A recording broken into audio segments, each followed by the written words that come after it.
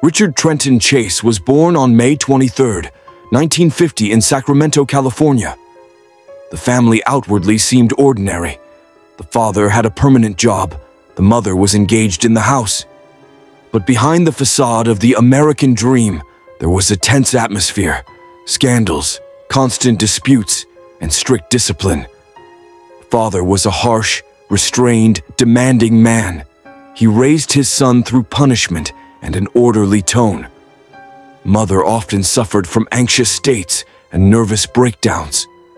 The boy grew between two extremes, cold severity and unstable emotionality. For a child, this has become the ground for future problems. Already in infancy, Chase was a restless child.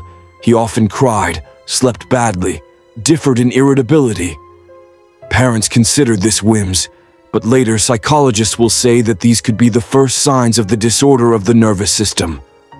At school, he did not stand out with success.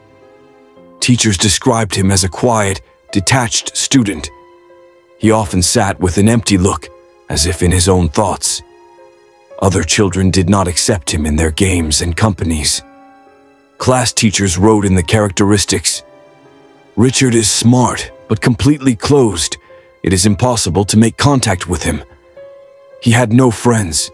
He spent one time painted strange pictures, said that he feels that his body was working wrong." Already in childhood, obsessive ideas that scared even adults were manifested. He complained that his heart sometimes stops, that blood disappears somewhere. Doctors tried to explain it with childhood fantasies or anxiety, but later it will become clear. These were the first manifestations of a serious mental illness. The neighbors recalled that Richard was obsessed with animals. At first, he picked up homeless kittens and puppies, but later it became clear that his interest in them was not kind. The children from the district said that he treated them cruelly, and soon pets began to disappear in the district. Then, no one attached special importance to this. But years later, the researchers will celebrate. This is a classic signal of trouble. In high school, the situation worsened. Chase has become even more closed. He began to abuse alcohol and drugs. Once he came to school in a state that teachers described as frightening. His speech was incoherent, with twitching movements. He had new obsessive ideas. He said that his internal organs dry or disappear. Sometimes he could approach a friend and ask, "Do you feel how your heart is beating?" "It doesn't work for me." The neighbors recalled, he was a strange boy. Not evil, not aggressive. It just blew something alarming from him. His eyes were empty. Parents took him to the doctors. There he complained that he had disappeared, that his heart stops, that he dies from the inside. Psychiatrists made a preliminary diagnosis, hypochondriacal nonsense. Later, schizophrenia will be revealed. He was prescribed medicines, but he did not always take them. Sometimes he hid the tablets or threw them away. When Chase graduated from school, he tried to enter the college, but he was quickly expelled due to passes, strange behavior, and problems with alcohol. By this time, his psyche was destroyed faster. He began to believe that his body was filled with poisons, that aliens control him, that the organs are shifting inside. To cope with this, he began to look for salvation in terrible experiments, first over the animals. Then he began to think that the life force of a person is what he needs for survival. By the mid-70s, Richard lived alone in a small apartment in Sacramento. The neighbors complained about strange smells and noise. Sometimes he appeared on the street in stained clothes, sometimes in a state that was scared of everyone. He more and more believed that his body was destroyed from the inside, and that the only way to survive is to receive vitality from the outside. At first he experimented with animals. This became his obsessive habit. Once the mother looked into his refrigerator and found a terrible find there. But she only shrugged. "He is strange. but not dangerous. It was a fatal mistake. In December 1977, Sacramento shocked the first strange crime. The man was sitting in his car when the unknown went and shot through the glass.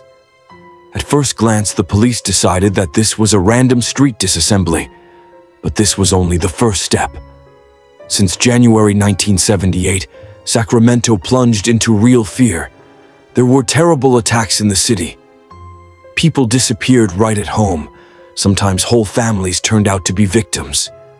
The peculiarity was that the criminal acted randomly. He did not have the usual handwriting, and this made him especially dangerous. Men, women, children could become victims. No one felt safe. Rumors multiplied. Newspapers wrote about a crazy man. People called him a vampire because in the places of crimes, they found hints of his manic interest in someone else's energy. The city covered a panic. People stopped going out in the evenings, closed the doors and windows, armed themselves. In January 1978, he committed a series of the most high-profile crimes. On the spot, fingerprints, traces of shoes were found. Moreover, the witnesses saw a suspicious person nearby. The police began to work on his capture. When the investigators entered his apartment, they were shocked. Coups reigned inside. The walls and furniture were stained. The refrigerator contained terrible finds. The police will later say, "It was the worst place in which we have ever been." Richard was arrested. He did not resist, was calm, and even detached. The trial began in 1979. Lawyers claimed he was seriously ill and did not realize his actions.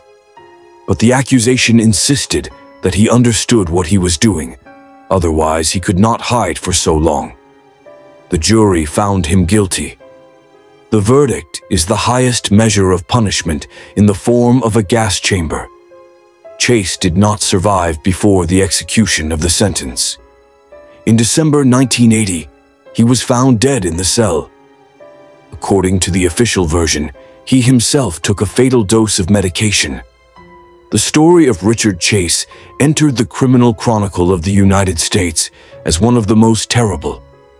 His nickname is a vampire from Sacramento. This case has become an example of what a combination of severe mental illness and inaction of society can lead to. The neighbors and doctors saw that he was dangerous, but no one stopped him on time. Its story is a reminder that a real threat can be hidden behind external strangeness.